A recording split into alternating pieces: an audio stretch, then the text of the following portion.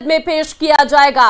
वित्त मंत्री निर्मला सीतारमण आज सुबह 11 बजे बजट पेश करेंगी और इसी के साथ वित्त मंत्री निर्मला सीतारमण लगातार 7वां बजट पेश कर एक रिकॉर्ड बनाएंगी।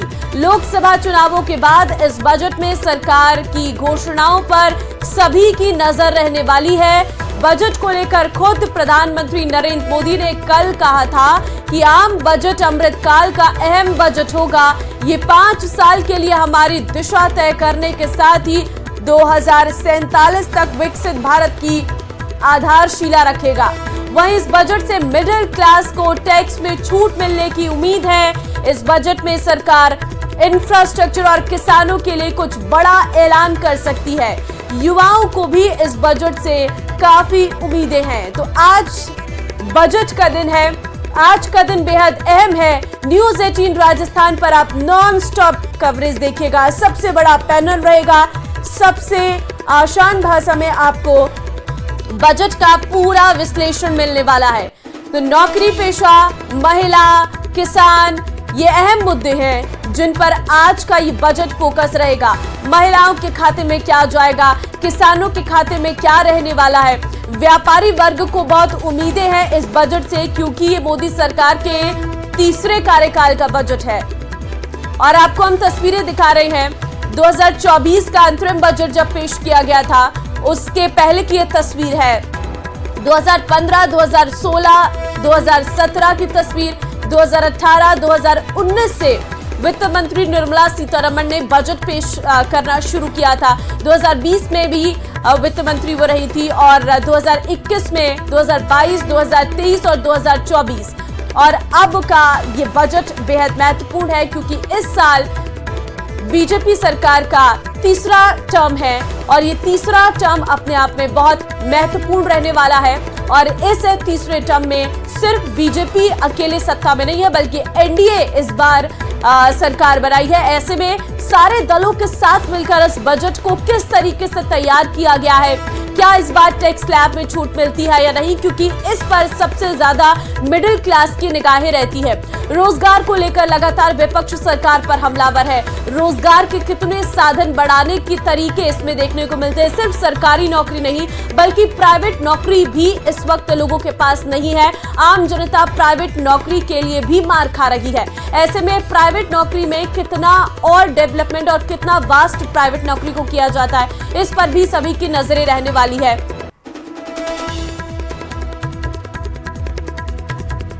फिलहाल बड़ा अपडेट ये निकलकर सामने आ रहा है कि कुछ ही समय बाद वित्त मंत्रालय पहुंचेंगी वित्त मंत्री निर्मला सीतारमण। आपको जानकारी दे दें इसके बाद, क्योंकि कैबिनेट में रखा जाएगा इस बजट को, उसके बाद राष्ट्रपति के पास पहुंचेगी और उसके बाद ठीक 11 बजे का समय रहेगा जब संसद में बजट पेश किया जाएगा। तो फिलहाल ये बड़ी अहम खबर इस वक्त निकलकर सामने आ रही है कि थोड़ी ही देर में वित्त मंत्रालय पहुंच जाएंगी निर्मला सीतारमण और उसके बाद वो राष्ट्रपति के पास, उसके बाद कैबिनेट की बैठक होगी और उसके बाद जाकर राष्ट्रपति के पास बजट को ले जाया जाता है, जहां पर महामहिम इस बजट पर साइन करते हैं और उसके बाद जो है ये बजट संसद में पेश किया जाता है।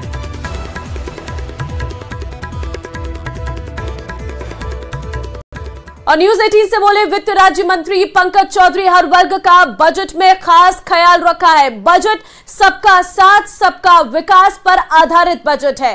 तो पंकज चौधरी ने क्या कहा वो भी हम आपको सुनाएंगे। दरअसल आपको बता दें हर वर्ग का बजट में ख्याल रखा गया है, पंकज चौधरी की तरफ से कहा गया है। तो फिलहाल पंकज चौधरी जो है वित्त मंत्रालय पहुंच चुके हैं और कुछ समय बाद वित्त मंत्री निर्मला सीतारमण भी वित्त मंत्रालय पहुंच जाएंगी। उससे पहले की हम तस्वीर आपको दिखा रहे हैं जहां पर वित्त राज्य मंत्री पंकज चौधरी वित्त मंत्रालय पहुंच चुके हैं। और आपको बता दें पंकज चौधरी ने साफ कहा है कि ये एक विजन और विकसित भारत का बजट है।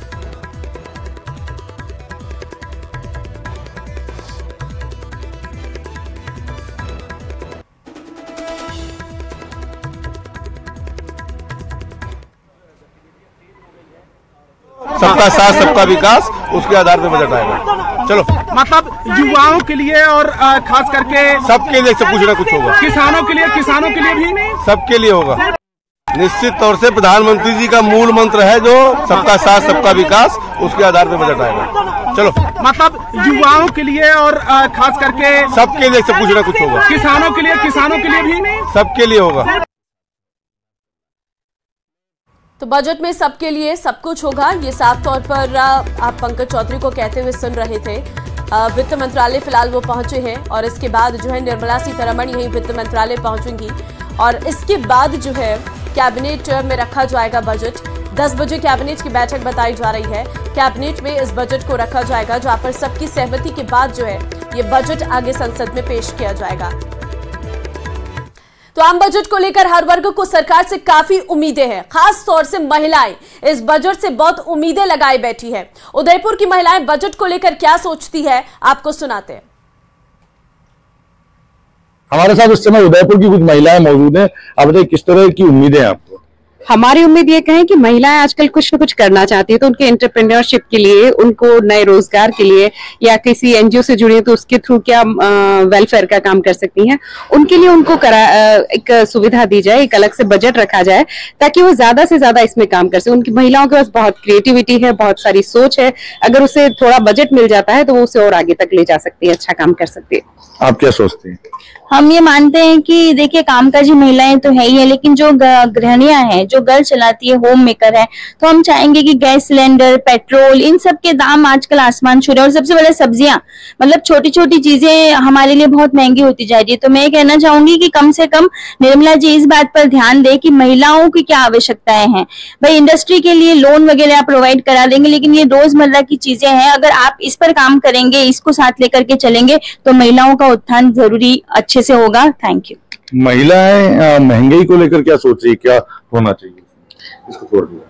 महिलाएं तो है जो महंगाई को लेके ये सोच रही हैं कि जैसे आज एक सीमित बजट में उन्हें घर चलाना पड़ता है, क्योंकि सबकी जो इनकम है वो भी एक सीमित रह जाती है, तो वो चाहते हैं कि थोड़ी चीजें जब वो सस्ती हो जाए तो वो उनको घर चलाने के साथ साथ वो अपनी बचत भी कर पाए, जो अपनी पर्सनल चीजों के लिए कुछ बचत भी कर पाए। वर्किंग वुमेन है तो उनको घर और बाहर दोनों संभालना पड़ता है, तो इस तरह से बजट बनाया जाए कि अगर वर्किंग वुमेन जो जिनके बच्चे छोटे हैं तो वो इस तरह से एक सीमित चीजों में संशोधन में अपने सारा बजट को कंप्लीट कर सके। वित्त मंत्री भी महिला है, ऐसे में ज्यादा उम्मीद हो जाती है महिलाओं को। नमस्ते, मैं यही कहना चाहूंगी कि महिला को महिला के बारे में, और फिलहाल हम आपको सीधी तस्वीरें दिखा रहे हैं। आपको बता दें कि वित्त मंत्रालय पहुंच रही हैं निर्मला सीतारमण। तस्वीरें इस वक्त आपके सामने है। आपको बता दें वित्त राज्य मंत्री पंकज चौधरी पहले ही वित्त मंत्रालय पहुंचे हैं और अब ये तस्वीरें इस वक्त आपके सामने हैं जहां पर वित्त मंत्री निर्मला सीतारमण वित्त मंत्रालय पहुंच गई हैं। और इस बार उनकी साड़ी का रंग, क्योंकि हमेशा चर्चाओं में रहता था कि हर बार बजट जब पेश करती हैं वित्त मंत्री निर्मला सीतारमण तो एक अलग रंग देखने को मिलता है और हमेशा ये देखने को मिला है कि उन्होंने साड़ी पहनकर ही जो है बजट पेश किया है। और इस बार भी इस पर नजर सभी की थी कि इस बार क्या लुक रहेगा निर्मला सीतारमण का। फिलहाल तस्वीरें आपके सामने थी, वित्त मंत्रालय वो पहुंच चुकी है। अब यहां पर जो है आगे डिस्कशन किया जाएगा और उसके बाद जो है कैबिनेट की बैठक भी रहने वाली है। 10 बजे का समय है जब कैबिनेट में इस बजट को रखा जाएगा। तो इस बार का बजट काफी उम्मीदों भरा बजट है, क्योंकि ये 5 साल के विजन का बजट है और ऐसे में 5 साल में सरकार क्या क्या काम करने वाली है इसका ये बजट है। खुद पीएम मोदी ने कल शाम को ये बात की जानकारी दी। उन्होंने कहा कि 2047 के विजन को लेकर इस बजट को बनाया गया। अब ऐसे में देखना होगा कि आखिर 5 साल में हमारा देश किस तरह से तरक्की करेगा, कितना आगे बढ़ेगा, कितना इंफ्रास्ट्रक्चर का डेवलपमेंट होगा, जीडीपी में कितनी ग्रोथ होगी, टैक्स स्लैब में कितने बदलाव होंगे, आम जनता को कितनी राहत मिलेगी, मिडिल क्लास वालों को क्या मिलेगा और एजुकेशन पॉलिसी में कितना बदलाव होगा, हेल्थ के सेक्टर में कितना इंप्रूवमेंट होगा। ये सभी चीजें इस बजट पर ही निर्भर करती हैं। 2047 तक हमारा भारत देश कहां पहुंच जाएगा, कितनी जीडीपी में ग्रोथ होगी, ये सब निर्भर करता है आज आने वाले इस बजट से। तो आज ये पूर्ण बजट आने वाला है। हालांकि इससे पहले जब अंतरिम बजट आया था 2023 में चुनाव से पहले, तो उसमें कुछ खास देखने को नहीं मिला था, लेकिन इस बार उम्मीदें हैं कि बजट में बहुत कुछ देखने को मिलेगा। तो खास मेहमान भी इस वक्त हमारे साथ है, जिसमें चेतन राज पुरोहित हैं, बीजेपी प्रवक्ता, पंकज शर्मा कांग्रेस प्रवक्ता इस वक्त हमारे साथ है। बहुत धन्यवाद सर न्यूज 18 के साथ जुड़े रहने के लिए। चेतन जी, सबसे पहले मैं आप ही से सवाल करूंगी, क्योंकि प्रधानमंत्री नरेंद्र मोदी ने कल शाम को अपनी स्पीच में कहा था कि आने वाला आज का ये बजट 2047 के हमारे विजन को साकार करने वाला बजट रहेगा। ऐसे में क्या माने, इन 5 सालों में भारत को बीजेपी या कहे एनडीए कहां तक पहुंचाने वाली है, क्या रहेगा आज के बजट में? बिल्कुल, मैं बताना चाहता हूं आपको, सबसे बड़ा सेक्टर है रोजगार सेक्टर, जिसमें हमारे कांग्रेस के मित्र भी चिंता कर रहे थे युवाओं के लिए। रोजगार सेक्टर को फर्स्ट प्रायोरिटी के अंदर प्रधानमंत्री जी की एक कल्पना है कि युवा रोजगार देने वाला बने, रोजगार मांगने वाला नहीं बने। आपने पिछले बजटों में देखा होगा जिस प्रकार से स्टार्टअप इंडिया, स्किल इंडिया, ये सारे जो कार्यक्रम शुरू किए थे, और उसके माध्यम से विश्वकर्मा योजना के माध्यम से जिस प्रकार से करोड़ों युवाओं को ट्रेनिंग दे करके सर्टिफाइड रूप से उनको तैयार किया गया, और वो अपने खुद का उद्योग लगाकर आज वो रोजगार देने की स्थिति में आ गए हैं। ये प्रधानमंत्री जी संकल्पना साकार हुई है।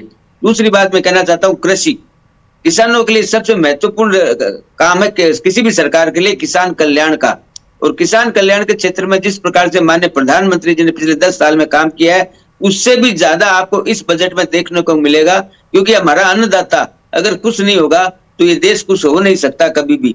महिला की बात की आपने, लखपति दीदी की संकल्पना माननीय प्रधानमंत्री जी ने की थी कि हर महिला लखपति दीदी बने। उसके लिए चाहे प्रदेश की सरकार हो, प्रदेश की सरकार ने भी चिंता की अपने बजट में 15 लाख लखपति दीदी बनाने का वादा किया बजट के अंदर, और बनाने की दिशा में हम अग्रसर हो रहे हैं।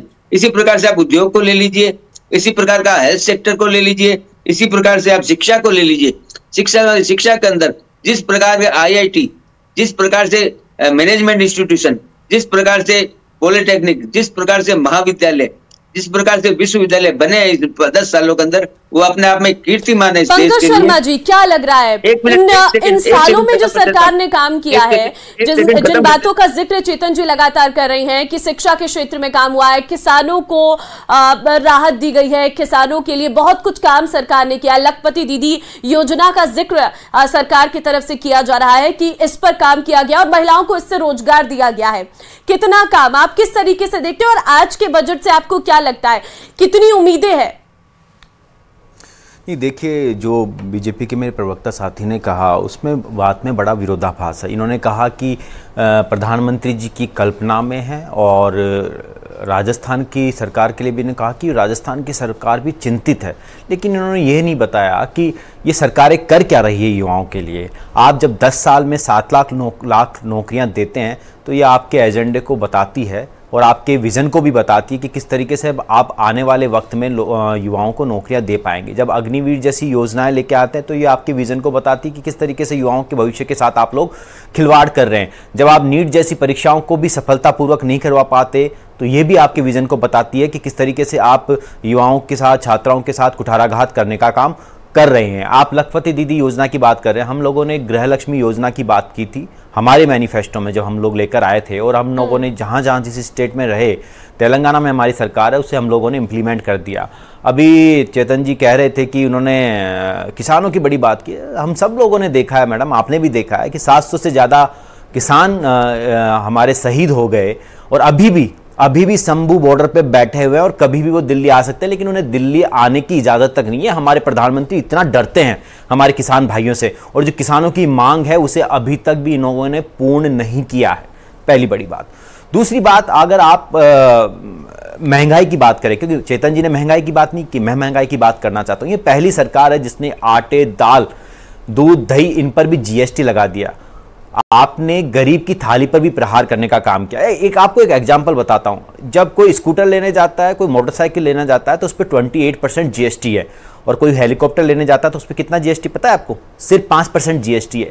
तो किस तरीके से ये लोग अमीर को और अमीर होने देना चाह रहे हैं और गरीब को कितना गरीब करते देना चाह रहे हैं, इससे बात से अंदाजा लगता है कि अभी सर्वेक्षण में ये बात पता चल रही है। चेतन जी, इस देश में आधे से ज्यादा लोग कोशिश की जा रही है, गरीब को गरीब करने की कोशिश की जा रही है। उम्मीद करती हूं कि आज के इस बजट में ऐसा कुछ नहीं रहेगा, क्योंकि अक्सर देखने को मिलता है कि सरकार की तरफ से कैटेगराइज किया जाता है। एक तरफ अमीरों के लिए अलग योजनाएं रहती हैं, गरीबों को कैटेगराइज करके उनके लिए आप लोग अलग योजनाएं लाते हैं, जिससे क्या असर होता है कि कुछ अस्पताल, सरकारी अस्पताल आप कहते हैं, जहां पर हम लेकर आए हैं आयुष्मान योजना या फिर और सारी ऐसी योजनाएं हैं जिसमें आम आदमी जो है, गरीब तबका खासकर, वो जाकर अपना इलाज करवा सकते हैं। ऐसे जो कैटेगराइज किया गया, क्या आपको नहीं लगता कि इससे इकोनॉमी में इफेक्ट पड़ता है? हमारे कांग्रेस के मित्र ने, प्रतिपक्ष के मित्र ने बहुत अच्छी बात उठाई है महंगाई की। 2014 से पहले महंगाई दर थी 8%, वर्तमान में खुदरा महंगाई दर है 5.4% और महंगाई दर 6% से कम रही है पिछले 10 सालों में। और 2025 में हम लोगों का लक्ष्य ये 4.2 के करीब रहे, और है कि ये 4.2, ये तो होगी महंगाई की बात। हमारे मित्र, कांग्रेस के मित्र बड़ी चिंता कर रहे थे किसानों की। किसान सम्मान निधि क्या 65 साल में किसी सरकार ने दी? माननीय प्रधानमंत्री जी ने दी। किसान सम्मान निधि के अलावा किसानों को सशक्त बनाने के लिए सबसे महत्वपूर्ण काम होता है सिंचाई परियोजना, मिनिमम बूंद बूंद सिंचाई योजना, कम से कम पानी का उपयोग करना, सोइल हेल्थ कार्ड, नीम कोटेड यूरिया, किसानों को फार्म इक्विपमेंट के अंदर सब्सिडी। किसानों के लिए अगर इतना काम किया है तो किसान बॉर्डर पर क्यों बैठा है? कुछ तो उनकी और मांगे होंगी, क्या उस पर क्यों नहीं ध्यान दिया जाता है? मैं बताना चाहता हूँ, किसान के नाम पर जो राजनीतिक दल राजनीति करते हैं, आज का किसान खेत के अंदर काम कर रहा है। आपको पता है किसानों के अंदर अभी समय चल रहा है बुआई का, और बुआई करने में किसान लगा हुआ है। देश के 70-80 करोड़ किसान अपने कामों में लगे हुए हैं। अगर कुछ लोग आपको पूछना चाहिए बीजेपी के प्रवक्ता साथी से, इसका मतलब किसान राजनीति करने के लिए किसानों ने अपने साथियों का सही हो गए क्या? और सबसे बड़ी चीज बताता हूँ आपको मैं, साथियों की उन्होंने बलि दे दी, नाराज होता, अपने साथ अगर युवा शहीद हो गए उनके साथी, अगर राजनीति करने के लिए हो गए क्या? तो माननीय प्रधानमंत्री 4 साल में 3री बार जन सेवा करने का, प्रदेश की सेवा करने का लगता है कि देश को संवेदनशील होना बहुत जरूरी है, सरकार को भी संवेदनशील होना बहुत जरूरी है। जिस तरीके की संवेदनहीनता इस सरकार में आ चुकी है वो किसी भी तरीके से सही नहीं है। करके बात करिए, ठीक है पंकज जी, एक बार बात पूरी करने दीजिए। चेतन जी, लेकिन मैं एक बात जरूर कहना चाहता हूँ, आपने किसान के क्यों बैठे धरने पर? किसान के पास समय कहाँ? आज बुआई का समय पूरे देश के अंदर, किसान अपनी बुआई में लगा हुआ है। मतलब आपके कहने का मतलब है जो बॉर्डर पर बैठे वो किसान नहीं है, वो राजनीतिक दलों के लोग हैं। चंद राजनीतिक क्षेत्र से प्रभावित लोग, जिनकी महत्वाकांक्षा राजनीति, मैं तो कहता हूँ किसानों को आना चाहिए ना, जो राजनीतिक क्षेत्र के बारे में आना चाहते हैं तो उनका आना चाहिए ओपन के अंदर। चलिए ठीक है, आपकी ये भी बात मान लेते हैं कि वो राजनीतिक दलों के लोग बैठे हैं, लेकिन एक और सवाल चेतन जी, एक और सवाल किसानों से जुड़ा है, क्योंकि आप बार बार किसानों पर फोकस कर रही हैं। आज का युवा वर्ग आखिर क्यों नहीं किसानी की तरफ जा रहा है? जब इतना ज्यादा आपने किसानों को डेवलप किया है, किसानी को बढ़ावा दिया है, तो युवा क्यों एक चंद सी नौकरी के लिए, प्राइवेट नौकरी के लिए शहरों की तरफ रुख कर रहा है? गांव क्यों खाली हो रहे हैं अगर किसानों का इतना उद्धार आप लोगों ने किया है? इस पर कोई जवाब? बिल्कुल, मैं तो खुद किसी गांव का रहने वाला हूँ। आपने देखा होगा कोरोना काल के बाद में जिस प्रकार से उल्टा रिएक्शन हुआ है। पहले गांव से शहर की ओर लोग जाते थे, आजकल वापस शहर से गांव की ओर आने का ट्रेंड शुरू हो गया है। और आप जाके देखिए गाँवों में किस प्रकार से लोगों के पास जमीन है, वो जमीन परचेज कर रहे हैं। जिस प्रकार से गांव में मकान है, वो मकान प्रधानमंत्री आवास योजना के माध्यम से बनवा रहे हैं। और गांव में क्यों आना चाहता है किसान? गांव में इसलिए आना चाहता है कि शहरों के चकाचौंध को देख लिया उसने। किसान जब खेत पे काम करता है और अपनी फसल का उत्पादन करता है और उसको उचित मूल्य मिलना शुरू हो जाता है, तो किसान की आमदनी बढ़ती है। और प्रधानमंत्री का लक्ष्य क्या था? किसान की आय को दोगुनी करना। इस दोगुनी करने पंकज शर्मा जी, किसान की आय को दोगुना किया गया है, गांव की तरफ रुख कर रहे हैं किसान, फिर आप क्यों कह रहे हैं कि किसानों को कुछ नहीं मिला? नहीं, देखिए मैं आपको एक बात फिर से दोहरा देना चाहता हूं, मेरे बीजेपी के प्रवक्ता साथी सही डेटा नहीं रख रहे हैं। अब इन्होंने आवास की बात की, आवास की बात अगर हम करते हैं तो 2023 में भारत में आवासीय अचल संपत्ति की बिक्री अब 2013 के स्तर पर वापस पहुंच रही है, पहली बात। दूसरी, लगातार किसान की बात कर रहे हैं। अब ये देखो, इन्होंने तो संसद में भी माना है और ये यहाँ कह रहे हैं कि इन्होंने किसानों की आय को दुगनी कर दी। किसानों की आय को दुगनी करने का वादा 2022 तक था, जो अभी तक भी पूर्ण नहीं हुआ। सबको घर देने का वादा था 2022 तक, जो अभी भी पूर्ण नहीं हुआ। सब बुलेट ट्रेन चलाने का वादा था 2022 तक, वो अभी भी पूर्ण नहीं हुआ है। आपको सबको पता है कि डॉलर की रेट्स पे प्रधानमंत्री जी के स्टेटमेंट क्या आते थे कि प्रधानमंत्री जी की उम्र से भी ज़्यादा, अभी फिलहाल भी प्रधानमंत्री जी की उम्र से ज़्यादा उन्होंने कम करने की कोई कोशिश नहीं की। इन्होंने गंगा सफाई करने का वायदा किया था, वो भी पूर्ण नहीं हुआ है।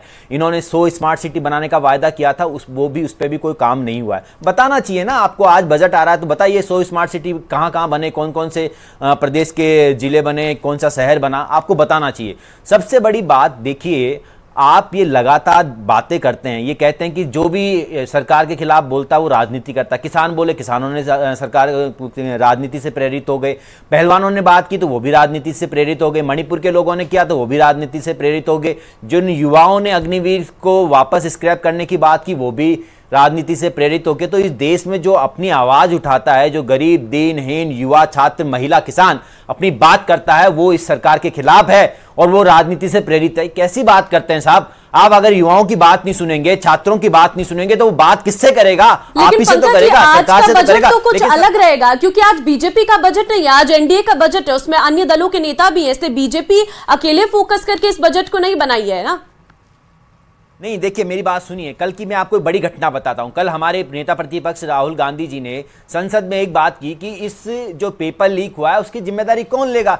शिक्षा मंत्री के अलावा बाकी सब लोग जिम्मेदार हैं, लेकिन शिक्षा मंत्री इस पेपर लीक के लिए जिम्मेदार नहीं है, उन्होंने खुद ने माना है।